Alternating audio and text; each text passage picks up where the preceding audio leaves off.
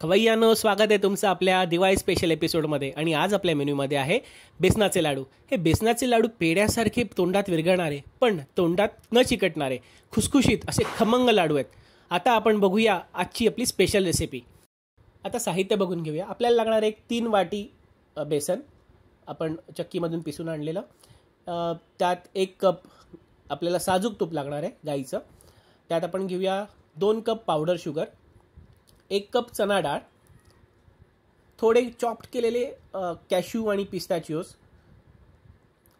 आणि काही टॉपिंगसाठी आपण काही ड्रायफ्रुट्स घेतलेत, काजू, मनुके, पिस्ता आपल्या चॉईसप्रमाणे, आणि थोडीशी इलायची पावडर. आता आपण पहिले असं करूया, आपली जी चना डाळ आहे ती एका मिक्सर ग्राइंडरमध्ये पावडर करून घेऊया, दरदरीत पावडर. हे बघा, अशी त्याचं टेक्स्चर असेल. आपण आता या पावडरला आपल्या घरच्या पिठाच्या गाळणीने गाळून घेऊया, सो दॅट जे मोठे ग्रॅन्युअल्स असतील ते निघून जातील आणि आपले जे बारीक ग्रॅन्युअल्स आहेत जे आपल्या रेसिपीला खुसखुशीत करण्यासाठी गरजेचे आहेत तेवढे फक्त आपल्याला मिळतील. आता हे चांगल्या पद्धतीने गाळून घेऊया. उरलेले क्रंचेस असतात ते तुम्ही परत मिक्सरमधनं फिरून परत ते गाळून घेऊ शकता, सो दॅट तुमचा वेस्टेज कमी होईल. आता हे पीठ आपल्या बेसनामध्ये मिक्स करून घ्या. आता घेऊया कढई. आपल्याला ही रेसिपी करताना गॅस लो आणि मीडियम फ्लेमवरच ठेवायचा आहे.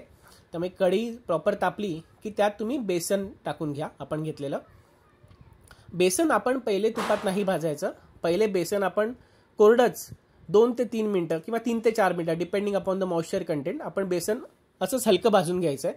2-3 मिनटानंतर तुम्हाला कळेल त्याचा रंग थोडासा बदलायला लागला आहे, थोडंसं हलकं लागायला लागलं आहे. असं भाजून घेतल्यानंतर मग आपण पुढची स्टेप घ्यायची आहे. हे बघा, थोडासा रंग बदललेला दिसतोय तुम्हाला रेसिपीचा. आता हे बेसन थोडंसं कलर बदलला आहे, तर मग आपण याच्यात टाकूया तूप. तूप थोडं थोडं करून टाका. पहिल्यांदा अर्धा कप टाका. बेसन प्रॉपर मिक्स करून घ्या. आणि लक्षात ठेवा, ही रेसिपी थोडीशी आपल्याला कन्सिस्टन्सीनी करायची असते. हाताला थोडा त्रास होतो पण चव एकदम सुंदर येते. थोडेसे बेसन भाजून घेतल्यानंतर परत तुम्हाला वाटते अजून थोडंसं तूप टाका. जेवढं आपली क्वांटिटी आहे त्यातच तूप आपल्याला मॅनेज करायचं आहे. थोडंफार पुढे मागे होऊ शकतं आपलं. हळूहळू थोडं मीडियम गॅसवर आपण पूर्ण बेसन भाजत राहायचं आहे, कंटिन्युअस भाजत राहायचं आहे. त्याला सोडायचं नाही, नाही तर ते खालून चिटकू शकतं. हलक्या हाताने त्याला भाजत राहा. हळूहळू भाजताना बघा त्याची कन्सिस्टन्सी चेंज होते. हळूहळू ते थोडं भाजल्यानंतर ते तूप सोडायला लागतं. आता बघा तुम्ही, एक रबडीपेक्षा थोडी घट्ट अशी कन्सिस्टन्सी झाली की त्यात आपण काय करूया, त्यात आपण टाकूया आपले चॉप्ड केलेले कॅश्यूज. हे चॉप ड्रायफ्रुट्स तुम्ही नक्की टाका, याच्याने लाडू मस्त क्रंची लागतात. परत म्हणजे हे कॅश्यूज आपण गॅस बंद करायच्या 30 सेकंद किंवा 1 मिनिट आधी टाकायचे. थोडं परत मिक्स करून घ्यायचं प्रॉपर बेसन. बघा आपली कन्सिस्टन्सी बघा, तुम्हाला बघून कळतंय की थोडं थपथपीत असं आपलं झालं बेसनाचं पीठ, की मग आपण आपलं समजायचं की आपलं लाडवाचं बेसन तयार झालंय. आता हे बेसन तुम्ही लगेच एका परातीमध्ये किंवा मोठ्या ताटामध्ये काढून घ्या, कारण हे बेसन आपल्याला थंड करायचं आहे. बेसन एवढं गरम असतं की ते अजून थोड्या वेळ जर तुम्ही परत पॅनवर ठेवलं, जरी गॅस बंद करून, तरी त्याची जी कुकिंग प्रोसेस आहे ती चालू राहते आणि थोडा ब्राउनिश कलर जास्त येऊ शकतो. आपल्याला खूप ब्राऊन नाही करायचं आहे, आपल्याला एक पिवळा लाईट ब्राऊन कलरमध्ये लाडू हवेत.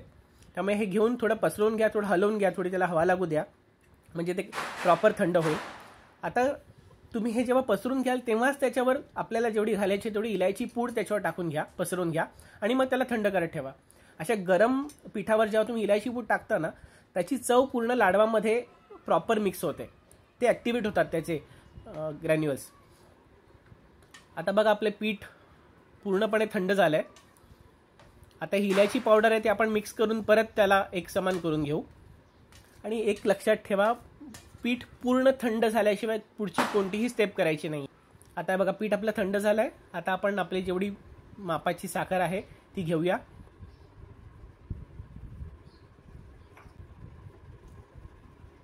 तर तुम्ही हाताने मिक्स करू शकता, कारण चमच्याने मिक्स करणं एक थोडा जास्त वेळ लागतो. हाताने आपल्याला प्रॉपर कन्सिस्टन्सी कळते. आता तुम्हाला असं वाटत असेल साखर जास्त झाली, पण तसं नाही आहे.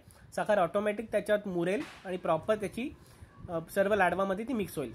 तुम्हाला जे जास्त गोड लाडू हवं असतील तर तुम्ही साखरेचं प्रमाण थोडं वाढवू शकता. प्रॉपर आता हे बघा, आपण जसं पीठ मळतो त्याप्रमाणे प्रॉपर मळून एक लाडवाचं बेसन आपण जे तयार करून घेतलं आहे, साखर मिक्स करून घेऊयात. तुम्हाला हात लावल्यावर कळेल की बेसन आपलं पीठ पूर्ण थंड झालेलं आहे. आणि मग तुम्ही आता याचे लाडू व्हायला घ्या. बघा लाडू किती सुंदर दिसत आहेत. आणि थोडं इनिशियली थोडे मऊ असतात लाडू आणि थोडे ओबडधोबडच होतात, पण त्यातच खरी मजा आहे. आता तुम्ही लाडू वळून घ्या प्रॉपर. आणि या लाडवावर तुम्ही फक्त आपले काजू, बदाम, पिस्ता, मनुका जो काही तुम्हाला आवडतो त्याप्रमाणे तुम्ही टॉपिंग लावा. बघा लाडू बघ काय सुंदर दिसतो, एकदम ग्लेज आहे लाडवाला. हा लाडू तोंडात घातल्या घातल्या विरघळतो, पण चिटकत नाही, एकदम खमंग लागतो आणि तुम्हाला वाटतं वाह काय लाडू आहे. आता अशीच रेसिपी तुम्ही घरी करून बघा. सांगा आम्हाला तुमची रेसिपी कशी झाली आहे. आणि अजून कोणती रेसिपी तुम्हाला जर आमच्याकडनं बघायची असेल आम्हाला कमेंट्सद्वारे नक्की कळवा. आणि हो, चॅनलला सबस्क्राईब करायला विसरू नका.